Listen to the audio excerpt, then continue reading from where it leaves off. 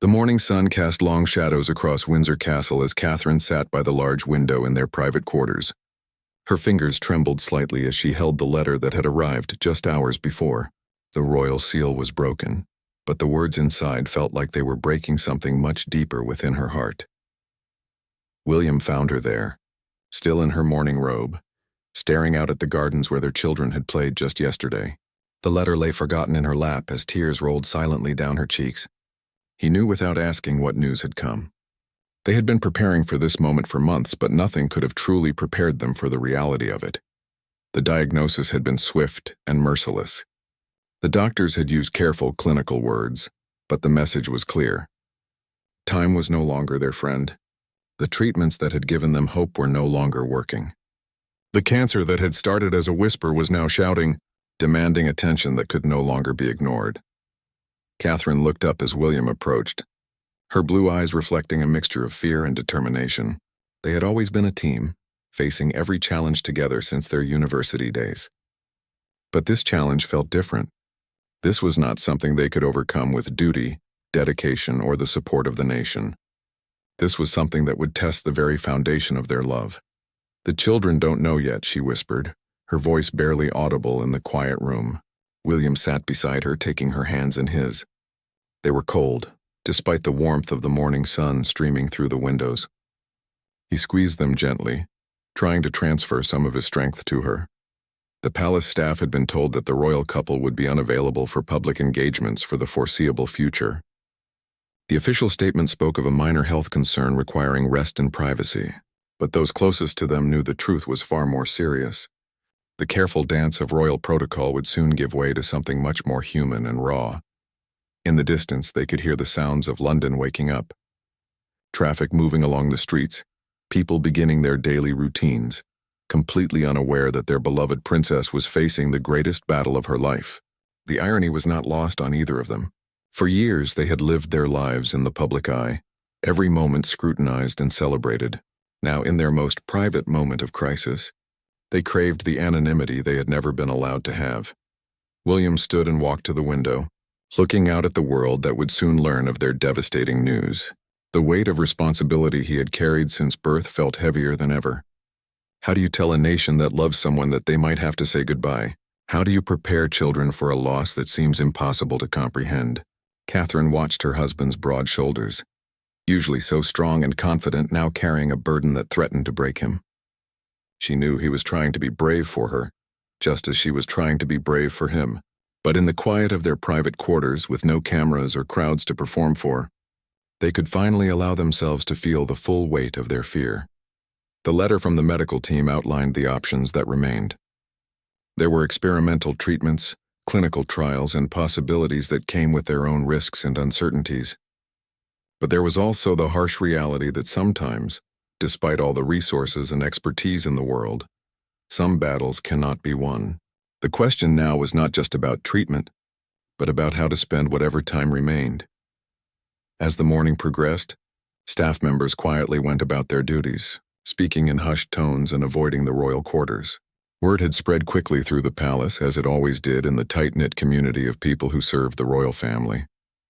Many of them had worked there for decades, watching William and Catherine's love story unfold from their early courtship to their fairy tale wedding and the birth of their children.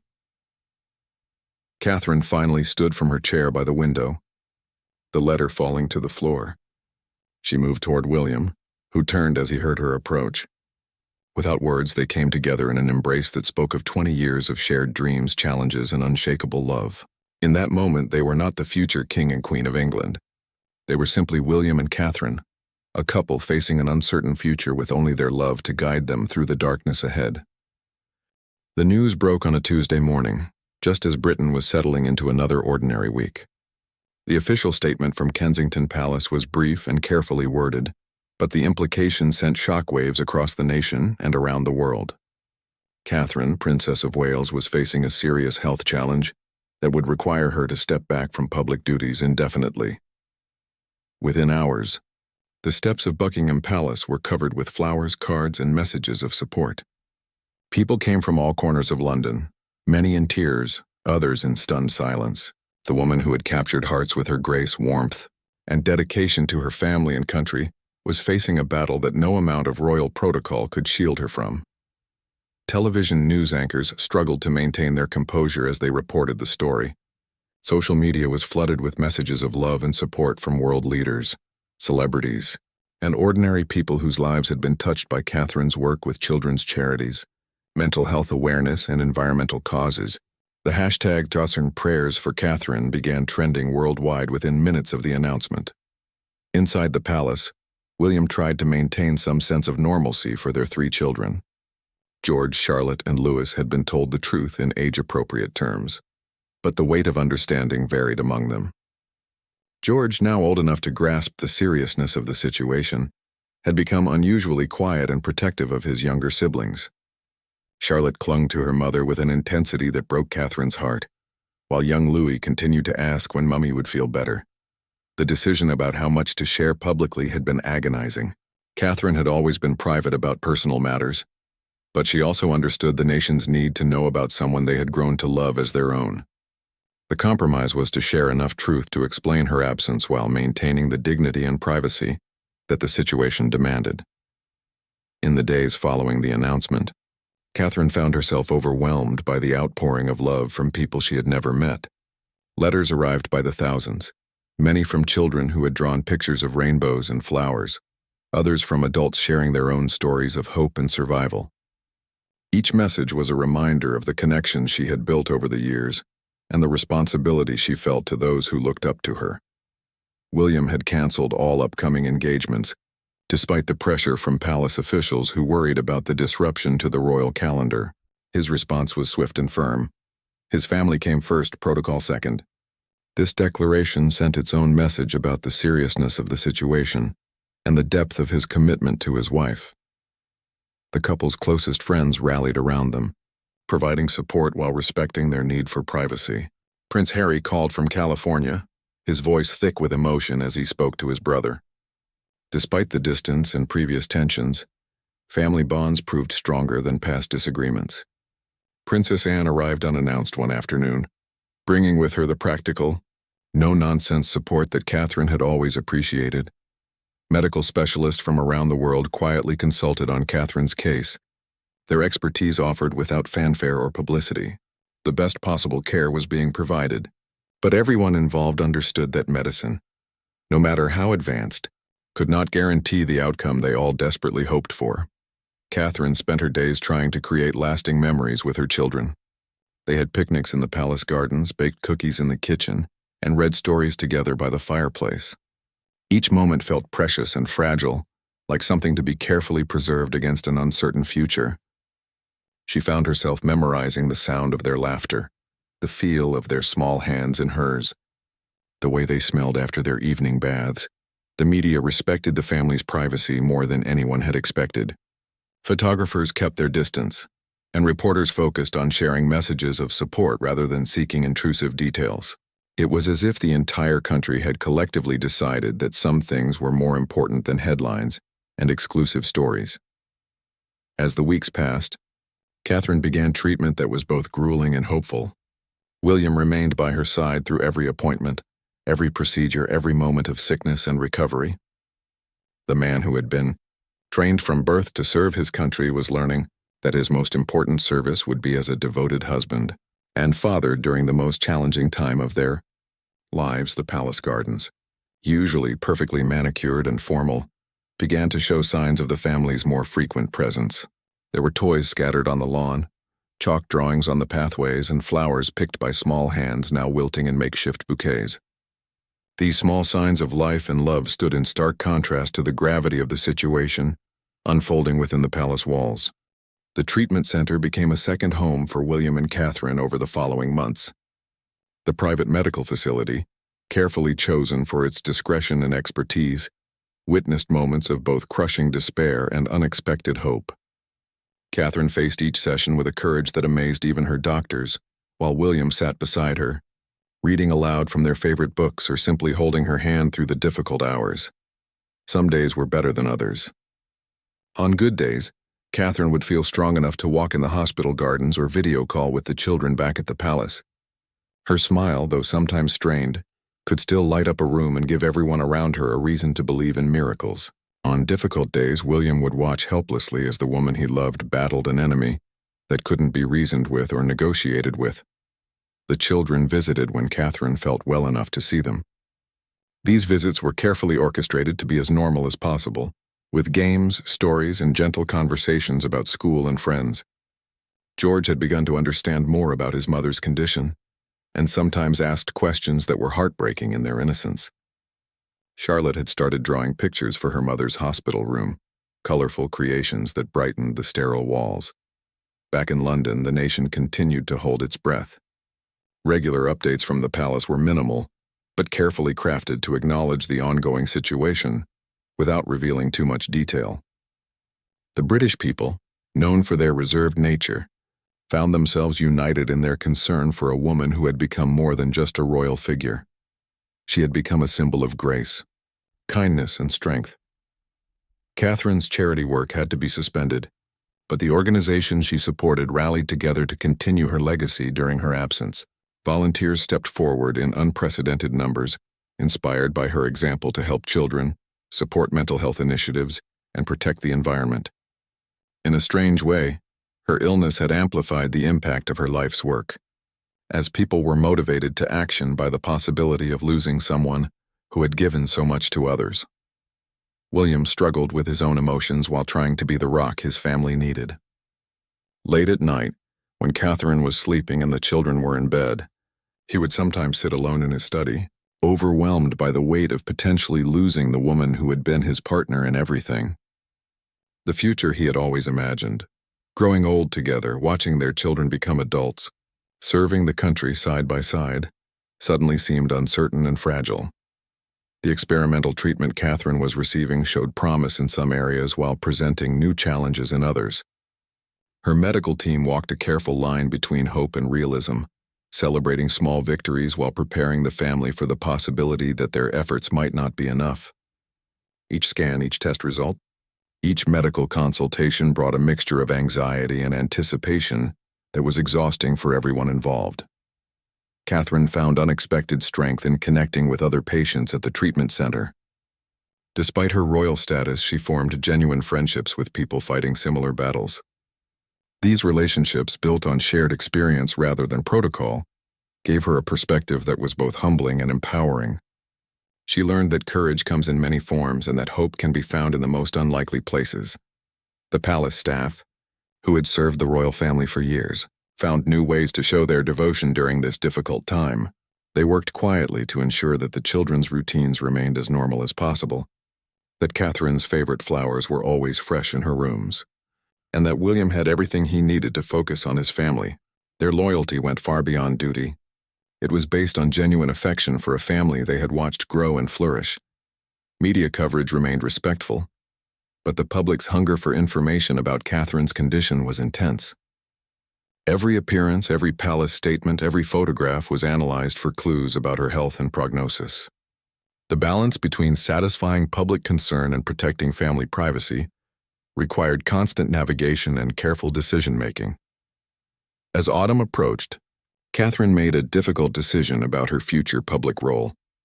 She began working with palace officials to record videos and write letters that could be shared with the organizations and causes she cared about most. These messages, created during her stronger moments, were her way of ensuring that her voice would continue to advocate for the issues closest to her heart, regardless of what the future might hold. The love story that had captivated the world during their courtship and wedding was now being tested in ways that no fairy tale could have prepared them for. But through every challenge, every setback, and every small victory, William and Catherine's commitment to each other only seemed to grow stronger.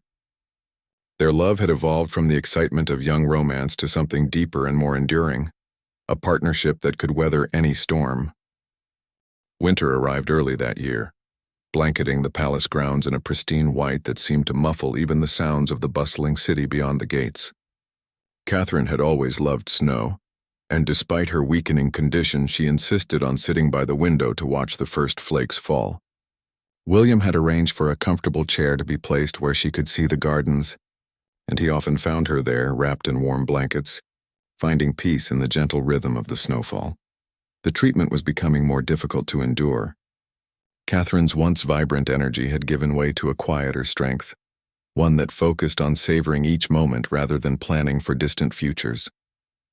The doctors had begun speaking in more measured tones, their optimism tempered by the reality of what they were seeing in her latest results. The conversations that had once centered on cure were now focusing on comfort and time. George had become remarkably mature for his age, taking on a protective role with his younger siblings that both impressed and worried his parents. He would read to Charlotte and Louis when Catherine was too tired, help them with their schoolwork, and answer their questions with a wisdom that seemed beyond his years. Charlotte had developed a ritual of bringing her mother small gifts, a pretty stone from the garden, a drawing she had made, or a flower she had picked, tokens of love that meant more than any crown jewel. Little Louis, still too young to fully understand the gravity of the situation, continued to bring joy and laughter to the family with his innocent observations and endless energy. His presence was like sunshine breaking through clouds, reminding everyone that life and hope continued even in the darkest times. Catherine treasured his spontaneous hugs and silly questions, finding in them a connection to the simple happiness that illness sometimes obscured.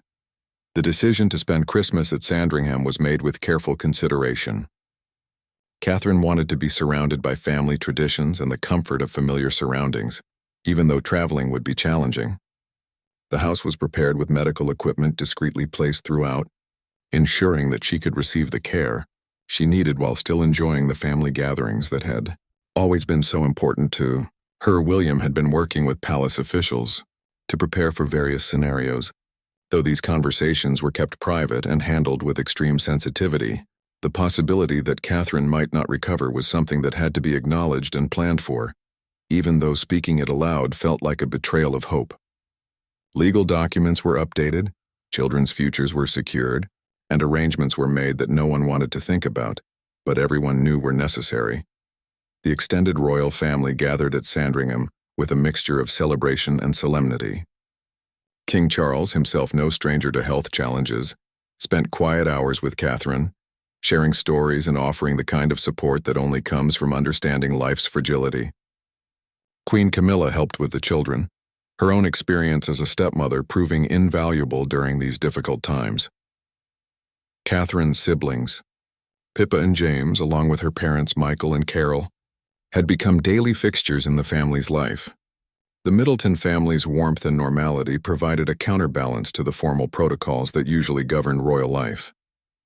Carol, in particular, had taken on the role of grandmother with fierce dedication, ensuring that the children felt surrounded by love and stability, even as their world became increasingly uncertain. The Christmas celebrations were adapted to accommodate Catherine's needs. Instead of large formal gatherings, the family enjoyed smaller, more intimate moments. Catherine helped the children hang stockings from the mantelpiece, her movements slower than in previous years, but her joy and their excitement undiminished. William captured these moments in photographs and videos, creating a record of their last Christmas together that he hoped the children would treasure in years to come. On Christmas morning, Catherine sat surrounded by wrapping paper and delighted children, her face showing the strain of her illness but also radiating love and contentment. The gifts that year seemed less important than the simple act of being together. She had prepared special presents for each family member, handwritten letters to the children to be opened when they were older, a watch for William that had belonged to her father, and small mementos for each person who had supported their family through the difficult months. The traditional Christmas Day broadcast was handled by King Charles that year, with a special message acknowledging the family's challenges and thanking the nation for their continued support and prayers. The absence of William and Catherine from public view spoke louder than any words could have, and the British people understood that their beloved princess was fighting the battle of her life. As the year drew to a close, Catherine began to focus more intensely on creating memories and recording messages for the future. She worked with William to write letters for their children's wedding days, their graduations, and other milestones she might not be present to witness. These sessions were both heartbreaking and healing, allowing her to feel that her love and guidance would continue to reach her family long after her physical presence was gone. The new year arrived quietly, marked not by celebration, but by a sense of time's preciousness. Catherine had made it clear that she wanted to face whatever came next with dignity and grace, surrounded by love rather than consumed by fear. Her courage in the face of uncertainty had become an inspiration not just to her family, but to everyone who learned of her journey. Spring arrived with an almost cruel beauty that year, as if nature itself was unaware of the sorrow unfolding within the palace walls. The gardens burst into bloom with daffodils and tulips, their vibrant colors a stark contrast to the increasingly somber mood inside. Catherine, now confined to bed most days, could see the flowering trees from her window, and she spent hours watching the birds build nests and begin their own cycles of life and renewal. The medical team had gathered for what everyone knew would be their final consultation. The treatments that had offered hope for so many months were no longer having any effect. The cancer had spread beyond what could be managed, and the focus now shifted entirely to ensuring Catherine's comfort and dignity in her remaining time. The doctors delivered this news with the kind of gentle honesty that Catherine had always appreciated. Even when the truth was difficult to hear, William took the news with the stoic composure he had been trained to show in public. But those closest to him could see the cracks beginning to form in his carefully maintained exterior. That night, alone in their private sitting room, he finally allowed himself to grieve for the future they would never have. Catherine found him there, having made the difficult journey from their bedroom, and they held each other as they faced the reality that their time together was measured, now in weeks rather than months. The decision about when and how to tell the children was the most difficult conversation William and Catherine had ever had. They chose honesty delivered with love, sitting together on Catherine's bed with George, Charlotte, and Louis gathered around them. The explanation was simple and age-appropriate, but the impact was profound. George understood immediately and asked if he could stay home from school to spend more time with his mother. Charlotte cried quietly while curling up next to Catherine, and Louis, still not fully comprehending, asked if Mummy would still be able to read him stories. The palace released a brief statement acknowledging that Catherine's condition had worsened and asking for privacy during this difficult time. The response from the public was immediate and overwhelming. Flowers, cards, and messages of love poured in from around the world. Vigils were held in churches across Britain, and social media became a forum for sharing memories of Catherine's kindness, her work with charities, and the way she had modernized the monarchy while honoring its traditions. Catherine's days became a careful balance between rest and connection. She spent mornings with the children when her energy was strongest, helping with homework, listening to their stories about friends and school activities, and creating memories that she hoped would comfort them in the years ahead. Afternoons were often reserved for close family and friends, each visit treasured as a final opportunity to express love and say goodbye. Her parents, Michael and Carol, had essentially moved into the palace, taking turns sitting with Catherine and helping with the children. Pippa visited daily, often bringing news from the outside world or simply sitting quietly while Catherine rested. These family bonds, always strong, had become even more precious as time became limited. The formal protocols of royal life gave way to the simple human need for connection and comfort. William arranged for Catherine to receive visitors from the charities and organizations she had supported throughout her royal career. These meetings, though brief and carefully managed, allowed her to express her hopes for the continuation of their important work. The representatives came prepared for formal discussions, but often left in tears, moved by Catherine's grace and her continued concern for others, even as she faced her own mortality. The children's routines were maintained as much as possible, with school, activities, and playtime continuing under the watchful care of their devoted nannies and family members. However, they all spent more time in Catherine's room, turning it into a family gathering place filled with books, games, and quiet conversations. William moved his office to a nearby room so he could be available whenever Catherine needed him. One particularly beautiful spring morning, Catherine asked to be taken out to the garden for what everyone understood would likely be her last time outside. William carefully helped her into a wheelchair, wrapping her in warm blankets, and they spent an hour among the flowers she had always loved. The children played nearby while she watched, memorizing their laughter and the way the sunlight caught in their hair. This moment of simple beauty became one of the most precious memories for everyone present. As Catherine's strength continued to decline, she began to focus on final preparations. She recorded video messages for each of her children to watch on significant future occasions: birthdays, graduations, their wedding days. Working with William, she also prepared messages for the organizations she had supported, hoping to inspire continued commitment to the causes that had defined her public service. The nights became the most difficult time, when pain and medication made rest elusive. William often stayed awake beside her, reading aloud from books they had enjoyed together or simply talking about their memories from happier times. Their conversation ranged from their university days to their wedding, from the birth of each child to quiet moments of joy that had marked their years together. These intimate discussions became a way of celebrating their love, while acknowledging that their physical time together was drawing to a close. The medical team worked tirelessly to ensure Catherine's comfort, adjusting medications and treatments to manage her symptoms while allowing her to remain alert and present with her family. Their professional dedication was matched by their personal affection for a patient who had faced her illness with remarkable courage and grace. The final weeks passed in a haze of bittersweet moments and quiet preparations. Catherine's room had been transformed into a sanctuary of love, filled with photographs from their happiest times, drawings from the children, and flowers from the garden she could no longer visit. The medical equipment was there but discreetly placed, allowing the focus to remain on family and connection rather than illness and decline. William rarely left her side now, conducting only the most essential business from the chair beside her bed. He had temporarily stepped back from all public duties, a decision that was met with complete understanding from both the palace and the British people. His devotion to Catherine during her final days became a testament to their love story, showing the world that even princes understood what truly mattered when faced with loss. The children visited regularly, their time with their mother carefully balanced between normalcy and the gravity of the situation. George, now fully aware of what was happening, had begun taking on additional responsibilities with quiet maturity.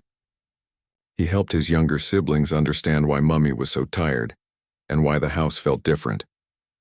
Charlotte continued her ritual of bringing small gifts and drawings, each one treasured by Catherine as a symbol of her daughter's love.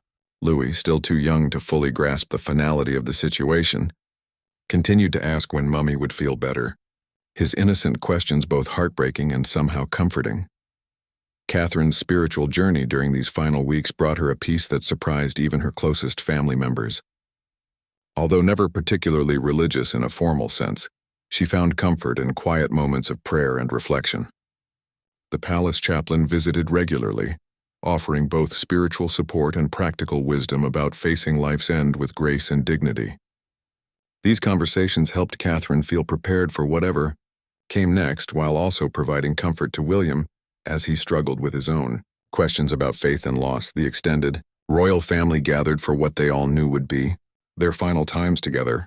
King Charles spent long hours with Catherine, sharing stories about his own mother's strength during difficult times and expressing his admiration for the grace with which she was facing her illness. Queen Camilla helped with practical matters, ensuring that the children felt loved and supported while their parents focused on these precious final moments together. Prince Harry made the journey from California, putting aside any previous family tensions to be present during this critical time. His reunion with William was emotional and healing, reminding both brothers that family bonds transcend disagreements and distance. Harry's presence brought comfort to Catherine, who had always valued his friendship and appreciated his genuine care for her family. Catherine's own family remained constant presences during these final weeks. Her mother, Carol, had essentially become a second parent to the three children, providing stability and normalcy during an impossible time. Pippa and James took turns visiting, sharing memories and ensuring that Catherine knew how much she was loved. These family bonds, strengthened by crisis, became a source of strength for everyone involved. The decision about Catherine's final public appearance came after much consideration. She wanted to record one last message for the nation that had supported her family throughout their ordeal. Working with palace communications staff, she prepared a brief video expressing her gratitude for the overwhelming love and support she had received. Filmed in her private sitting room with natural lighting, the message showed Catherine at her most genuine, weakened by illness but still radiating the warmth and grace that had endeared her to millions. In this final message, Catherine spoke about the importance of kindness, the value of family and her hopes for her children's futures. She thanked the medical teams who had cared for her, the staff who had supported her family, and the countless people around the world who had sent prayers and messages of encouragement. Most importantly, she spoke about love, the love she had shared with William, the love she felt for her children, and the love she had experienced from the British people and the Commonwealth.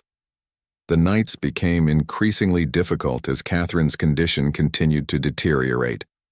William maintained his vigil beside her bed, holding her hand through the dark hours and talking softly about their plans for the children, their hopes for the future, and their gratitude for the life they had shared together. These intimate conversations became their way of saying goodbye while celebrating everything they had built together. Medical professionals worked around the clock to ensure Catherine's comfort, adjusting medications and providing support while respecting the family's need for privacy and dignity. Their professional expertise was matched by their personal investment in caring for someone who had faced her illness with such remarkable courage. As Catherine's strength ebbed, she spent her clearest moments focusing on her children and husband. She shared final words of love and guidance with each child, tailored to their individual personalities and needs. For George, she emphasized the importance of kindness and service in his future role. For Charlotte, she spoke about strength and independence. For Louis, she simply repeated how much she loved him and how proud she was to be his mother. The palace quietly began preparations for what everyone knew was inevitable. Though these arrangements were handled with the utmost sensitivity and discretion, plans were made with careful attention to Catherine's wishes for simplicity and dignity, ensuring that her final farewell would reflect the grace and humility that had defined her life in the public eye. The morning came quietly with no fanfare or dramatic moments, just the gentle arrival of dawn through the palace windows. Catherine had spent a peaceful night surrounded by William, her children, and her parents. The medical team had prepared everyone for what was happening, and there was a sense of calm acceptance that had replaced the fear and uncertainty of earlier months. William held Catherine's hand as she slipped away, her breathing growing softer until it finally stopped altogether. The woman who had captured the world's heart with her smile, her grace, and her dedication to family and service was gone, leaving behind a legacy of love that would endure far beyond her physical presence. In that quiet moment, surrounded by those who loved her most, Catherine found the peace that had sometimes eluded her during the difficult months of her illness. The children were brought in to say their final goodbyes, each responding according to their age and understanding. George stood quietly beside his father, his young face reflecting a maturity that came from understanding loss too early. Charlotte cried softly while holding her mother's hand, whispering final words of love. Louis, still not fully comprehending what had happened, asked why Mummy was sleeping so peacefully and when she would wake up. The official announcement came later that morning, delivered with the dignity and respect that Catherine would have wanted. The statement was brief but heartfelt, acknowledging her passing while requesting privacy for the family during their initial period of grief. Within minutes, the news had spread around the world, triggering an outpouring of sorrow and remembrance that demonstrated the profound impact Catherine had made during her years of public service. The Union Jack was lowered to half-mast over Buckingham Palace, and similar gestures of respect were made at government buildings, military installations, and royal residences throughout the United Kingdom and the Commonwealth. The visual symbol of a nation in mourning was immediate and unmistakable, reflecting the deep affection the British people had developed for their beloved princess. Outside the palace gates, people began gathering almost immediately, bringing flowers, photographs, and handwritten messages of condolence. The crowd grew throughout the day, with individuals from all walks of life coming to pay their respects. Many stood in silent vigil, while others shared stories about how Catherine's work with charities or her public appearances had touched their lives. The spontaneous memorial became a testament to the genuine connection she had forged with people across social and economic boundaries. William's first challenge as a widower was helping his children navigate their grief while managing his own overwhelming sense of loss. The palace staff, many of whom had worked with Catherine for years, provided support while respecting the family's need for privacy. Arrangements were made for the children to remain at home rather than returning immediately to school, allowing them time to process their loss in familiar surroundings. The state funeral that followed was a perfect reflection of Catherine's life and values. While grand enough to honor her position as future queen, It also included personal touches that celebrated her humanity and warmth. The music included pieces she had loved. The flowers were arranged in her favorite colors, and the readings were chosen to reflect her faith and her commitment to service. Representatives from the many charities she had supported were given places of honor, acknowledging the work that had been closest to her heart. The moment that captured the nation's attention and broke hearts around the world came during the final farewell at the church. As the service concluded and the family prepared to leave, William gathered his 3 children close to him in what became known as the farewell hug. In that embrace, witnessed by millions but meant only for them, the raw emotion of their loss was visible to all. It was a moment of pure human grief that transcended royal protocol and touched the hearts of everyone who witnessed it. The image of William holding his children, all 4 of them drawing strength from each other in their darkest moment, became symbolic of love's endurance in the face of unimaginable loss. There was no pretense or performance in that hug, just a father and his children, united in their grief and their love for the woman who had been the center of their world. In the months that followed, William faced the challenge of single parenthood while maintaining his royal duties and supporting his children through their grief. The lessons Catherine had taught about kindness, service, and family became the foundation upon which he built their new normal. Her influence continued to guide their decisions, from the charities they supported to the way they interacted with the public. The Catherine who lived on in memory was not perfect, but she was real. She had faced ordinary challenges with extraordinary grace, had struggled with self-doubt like any person, and had found her greatest joy in her family. Her legacy was not built on grand gestures or historic achievements, but on the countless small acts of kindness, the genuine care she showed for others, and the love she brought to every role she filled.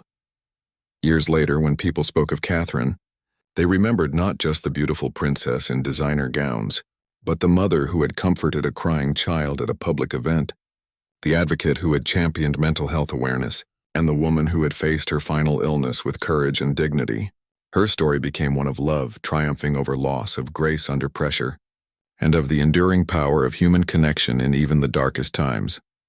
The nation had indeed fallen silent in that moment of farewell, united in grief for a woman who had shown them that royalty at its best was about service, compassion, and love.